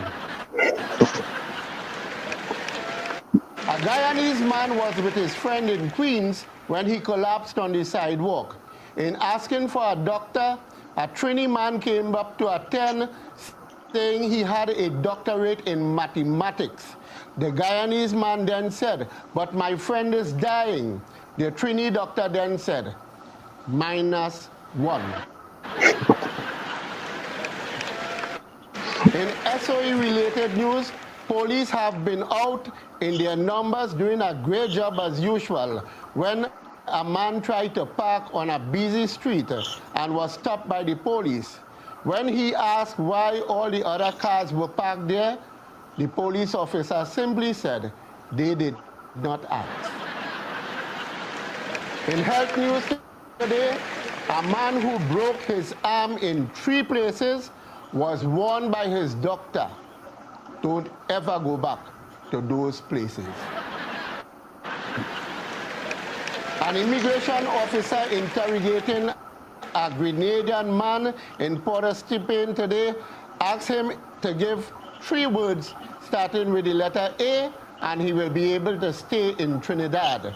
The Grenadian man said 3 words starting with A is orange, onion, and aisle. An Englishman came to Trinidad and was crossing the road when he was almost knocked down by a maxi taxi driver. The maxi taxi driver asked the Englishman, "Like you came here to die?" The Englishman said, "No, I came yesterday." A man complained to his doctor that Viagra is not working. He said he took a Viagra and the only thing that raised was the price he paid for it. A woman told a news reporter that Trini men are stupid.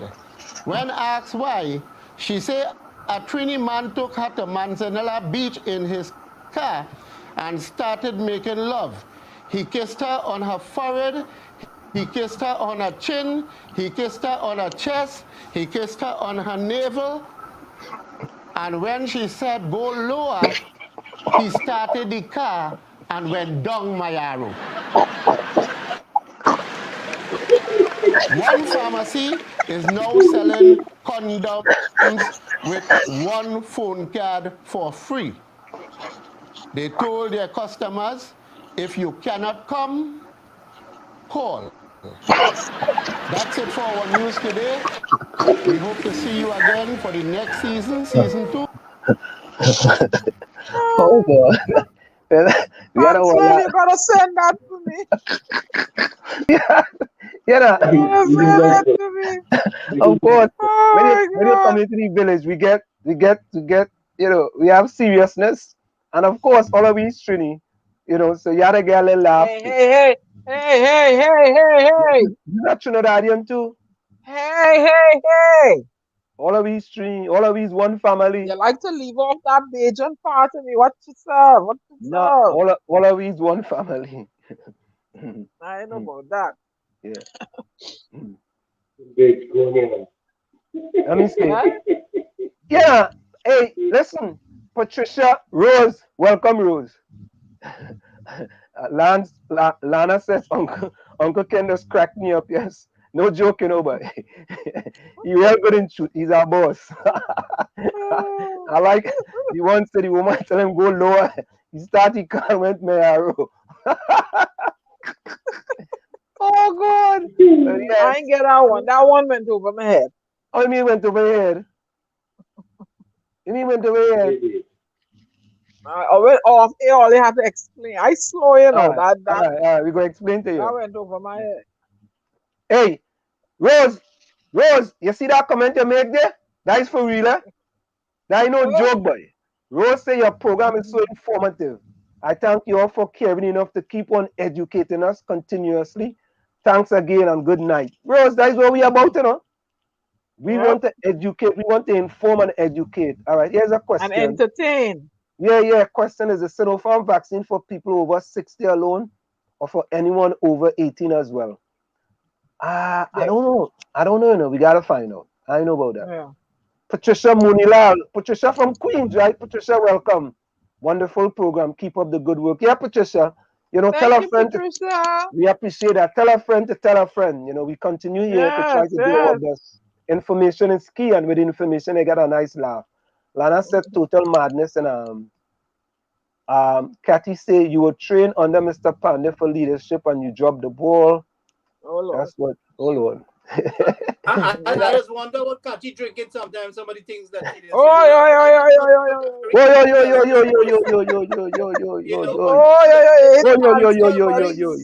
Is it a mixture of drinks?